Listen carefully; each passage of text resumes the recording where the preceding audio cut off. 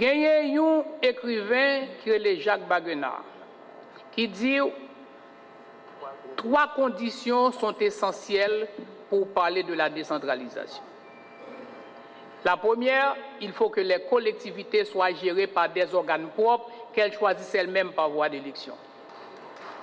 Donc, je dis, l'élection qui est faite, ils répondent à une dans conditions ça. Ça fait déjà plus de 5 ans que les communes haïtiennes étaient gérées par des personnes nommées et non par des organes élus.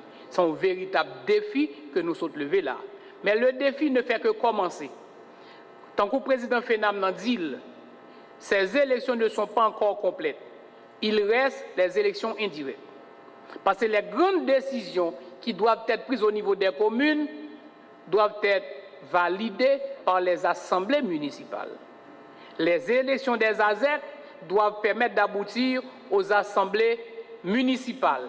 Les assemblées municipales aux assemblées départementales, les assemblées départementales au conseil départemental, et c'est le conseil interdépartemental qui va siéger au conseil des ministres pour tout ce qui concerne la décentralisation. Donc, ceci étant dit, si on ne boucle pas ces élections pour arriver jusqu'au conseil interdépartemental, il est illusoire d'espérer un véritable changement dans les conditions de fonctionnement actuelles des communes haïtiennes. Bien plus que ça, la Constitution, en son article 218, dit que les finances de la République sont divisées en finances nationales et finances locales. Mais pour qu'il y ait des finances locales, faudrait-il bien qu'il y ait une loi qui fait cette nouvelle répartition des finances de la République. Cette loi est indispensable. Donc, s'il n'y a pas une parfaite harmonie entre le pouvoir exécutif et le pouvoir législatif pour faire adopter cette loi, pas de répartition des finances de la République. Troisième condition, il faut que les communes, les collectivités territoriales, quelles qu'elles soient, des 3, soient détentrices de compétences propres différentes des compétences de l'État. Cette nouvelle répartition des compétences entre les 4 niveaux d'administration du pays exige une loi. André Pradim a un décret 2006 là.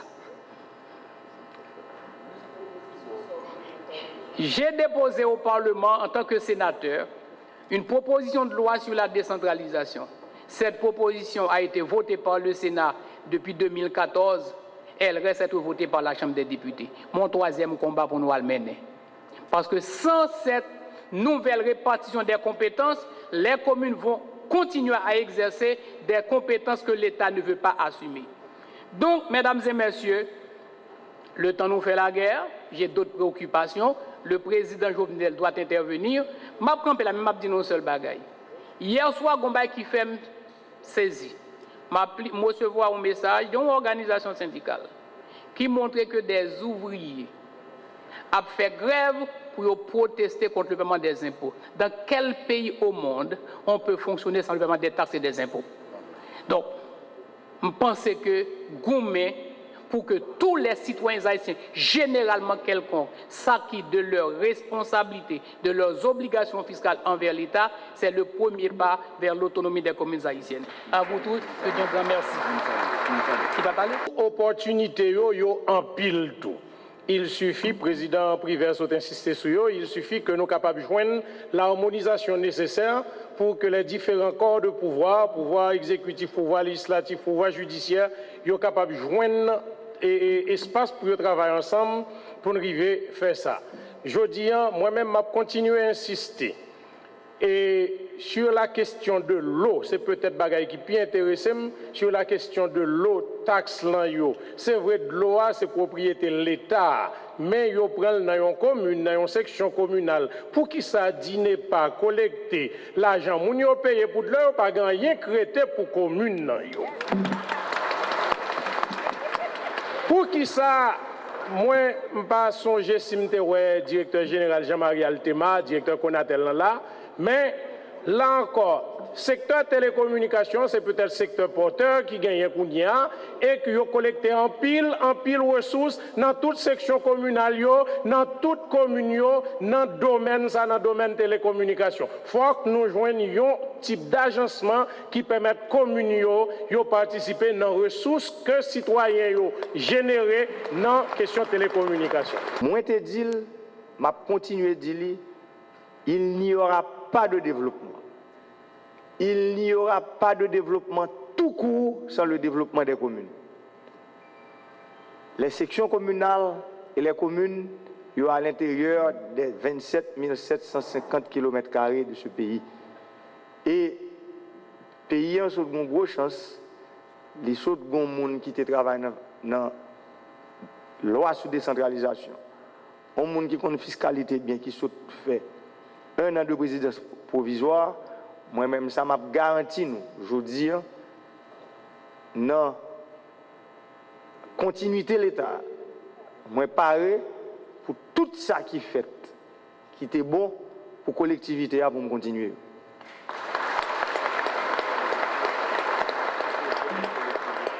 Parce que, j'aime te dire, je vais continuer, je vais corriger, je vais innover. J'aime te parler de continuité peut-être. Il y a des gens qui ne comprennent pas de qui continuité m'a parlé, je parle de la continuité de l'État. C'est-à-dire l'État, moun yo vini, moun yo allé, mais l'État doit continuer. Et moi je dis, il y a de bonnes choses qui sont faites là, il faut nous continuer avec. Président Briver, merci.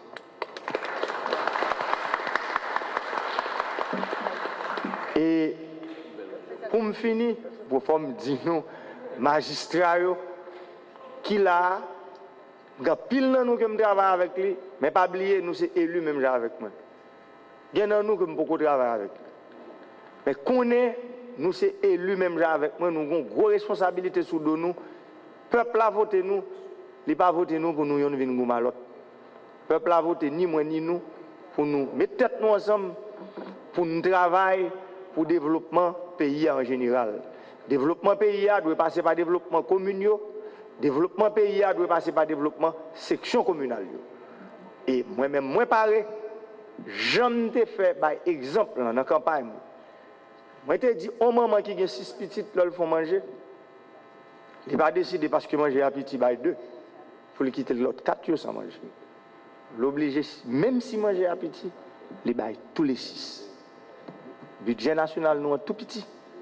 Il est supposé refléter le développement 146 communes dans le pays, 572 sections communales. André Lafontaine a mené un travail sur comment être capable de jouer un budget pour financer les collectivités. Il y a plus que 9 milliards de gouttes distribuées dans le ministère sous base subvention. Et nous avons dit au départ, dans le forum qui était fait 29 juin, c'est ça, 29 juillet, 27, 28, je dis que même si nous avons démarré à 3 milliards de gouttes, ça va aider les communes à joindre 20 millions de gouttes pour commencer à faire un investissement. Commune, les pêches, fait moins que 400 $ américains de recettes. Vous imaginez qu'il y a 20 millions de gouttes qu'on y a pour la faire projet. Bon, plus le monde n'est pas d'accord parce que c'est Haïti qui va changer. Si les communes ont changé, mais dans la place où il y a le ministre Aviol, son place stratégique, son ministère stratégique, nous sollicitons encore une fois sur question ça, interpellez-vous et regardez comment ces magistrats ont utilisé les fonds communaux. Le plan triennal d'investissement, qui est un mécanisme de mise en œuvre à moyen terme du PSDH, définit dans les premiers chapitres ce qu'on appelle le cadrage macroéconomique. Comment spéculer sur la croissance? Quelle est la croissance espérée dans 3 ans? Quelle est la croissance espérée dans 10 ans? Quelle est la croissance espérée pour le pays? Il ne saurait y avoir. Quel est le produit intérieur brut? Qu'est-ce qu'il faut faire? Quelle politique publique engager pour sortir de la catégorie de PMA, pour projeter Haïti comme pays émergent, eh bien tout cela, c'est à travers le plan triennal d'investissement. Mais dans le plan triennal d'investissement, le cadrage macroéconomique qui définit les agrégats économiques et qui implique la participation de toute la chaîne sectorielle, de tous les ministères, ministère de l'économie et des finances, la Banque de la République d'Haïti, qui se doit de définir la politique monétaire, le ministère de l'économie et des finances, qui se doit de définir la politique fiscale, la politique économique.